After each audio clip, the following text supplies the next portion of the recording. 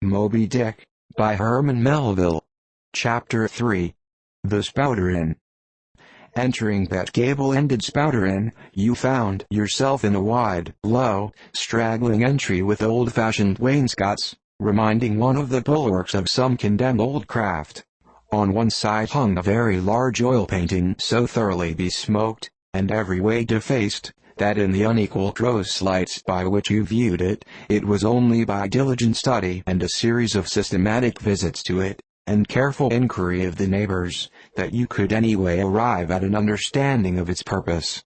Such unaccountable masses of shades and shadows, that at first you almost thought some ambitious young artist, in the time of the New England hags, had endeavored to delineate chaos bewitched. But by dint of much and earnest contemplation, and oft-repeated ponderings, and especially by throwing open the little window towards the back of the entry, you at last come to the conclusion that such an idea, however wild, might not be altogether unwarranted.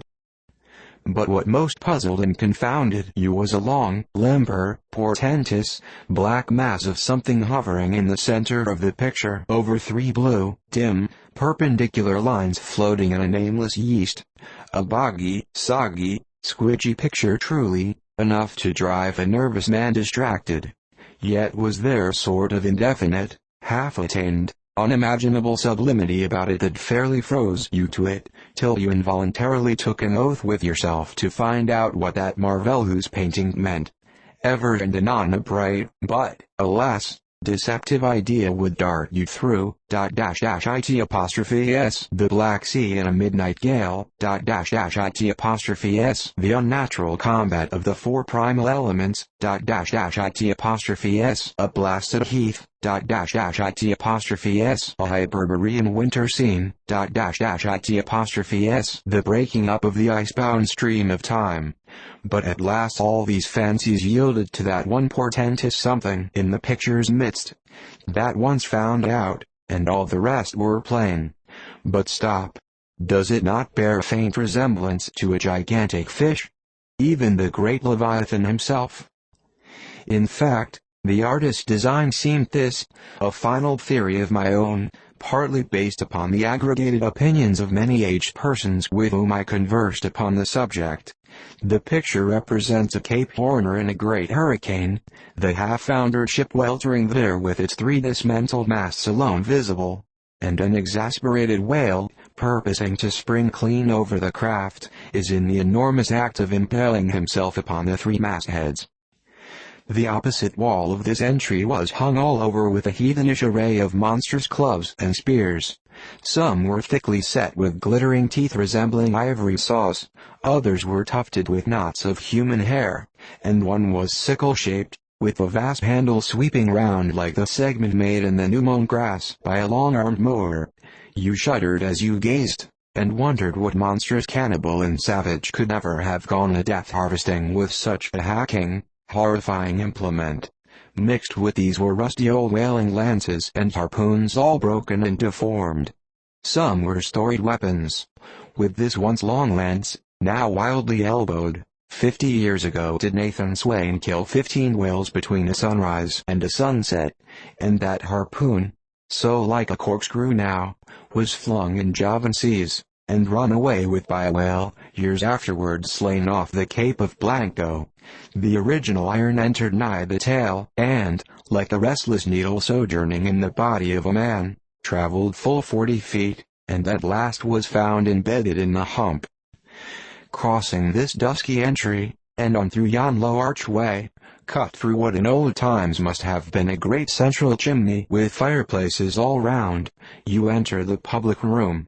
A still duskier place is this, with such low ponderous beams above, and such old wrinkled planks beneath, that you would almost fancy you tried some old craft's cockpits, especially of such a howling night, when this corner-anchored old ark rocked so furiously. On one side stood a long, low, shelf-like table covered with cracked glass cases, filled with dusty rarities gathered from this wide world's remotest nooks. Projecting from the further angle of the room stands a dark-looking den, the bar, a rude attempt at a right whale's head. Be that how it may, there stands the vast arched bone of the whale's jaw, so wide, a coach might almost drive beneath it. Within their shabby shelves, ranged round with old decanters, bottles, flasks, and in those jaws of swift destruction, like another cursed Jonah, by which name indeed they called him, bustles a little withered old man, who, for their money, dearly sells the sailors' deliriums and death. Abominable are the tumblers into which he pours his poison, though true cylinders without, within, the villainous green goggling glasses deceitfully tapered downwards to a cheating bottom. Parallel meridians rudely pecked into the glass, surround these footpads goblets. Fill to this mark, and your charge is but a penny, to this a penny more, and so on to the full glass, the Cape Horn measure, which you may gulp down for a shilling. Upon entering the place I found a number of young seamen gathered about a table, examining by a dim light divers specimens of skrimshander. I sought the landlord, and telling him I desired to be accommodated with a room, received for answer that his house was full, not a bed unoccupied, but a vest. He added, tapping his forehead, "You hain't no objections to sharing a harpooner's blanket, have ye? I suppose you are going whaling, so you'd better get used to that sort of thing." I told him that I never liked to sleep two in a bed, that if I should ever do so, it would depend upon who the harpooner might be, and that if he, the landlord, really had no other place for me, and the harpooner was not decidedly objectionable, why rather than wander further about a strange town on so bitter a night, I would put up with the half of any decent man's blanket. I thought so. All right. Take a seat. Supper? You want supper? Supper'll be ready directly. I sat down on an old wooden settle, carved all over like a bench on the battery.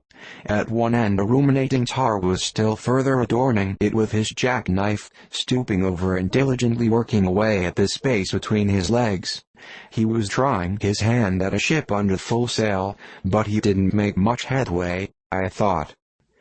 At last some 4 or 5 of us were summoned to our meal in an adjoining room. It was cold as Iceland. No fire at all. The landlord said he couldn't afford it. Nothing but 2 dismal tallow candles, each in a winding sheet. We were fain to button up our monkey jackets, and hold to our lips cups of scalding tea with our half-frozen fingers. But the fare was of the most substantial kind, not only meat and potatoes, but dumplings. Good heavens! Dumplings for supper. One young fellow in a green box coat addressed himself to these dumplings in a most direful manner. "My boy," said the landlord, "you'll have the nightmare to a dead certainty." "Landlord," I whispered, "that ain't the harpooner, is it?" "Oh, no," said he, looking a sort of diabolically funny, "the harpooner is a dark-complexioned chap. He never eats dumplings, he don't. He eats nothing but steaks, and he likes 'em rare." "The devil he does," says I. "Where is that harpooner? Is he here?" "He'll be here afore long," was the answer. I could not help it, but I began to feel suspicious of this dark-complexioned harpooner. At any rate, I made up my mind that if it so turned out that we should sleep together, he must undress and get into bed before I did. Supper over, the company went back to the bar-room, when, knowing not what else to do with myself, I resolved to spend the rest of the evening as a looker-on. Presently a riding noise was heard without. Starting up, the landlord cried, "That's the Grampus's crew. I see'd her reported in the offing this morning. A 3 years' voyage, and a full ship. Hurrah, boys! Now we'll have the latest news from the Fijis." A tramping of sea boots was heard in the entry, the door was flung open, and in rolled a wild set of mariners enough. Enveloped in their shaggy,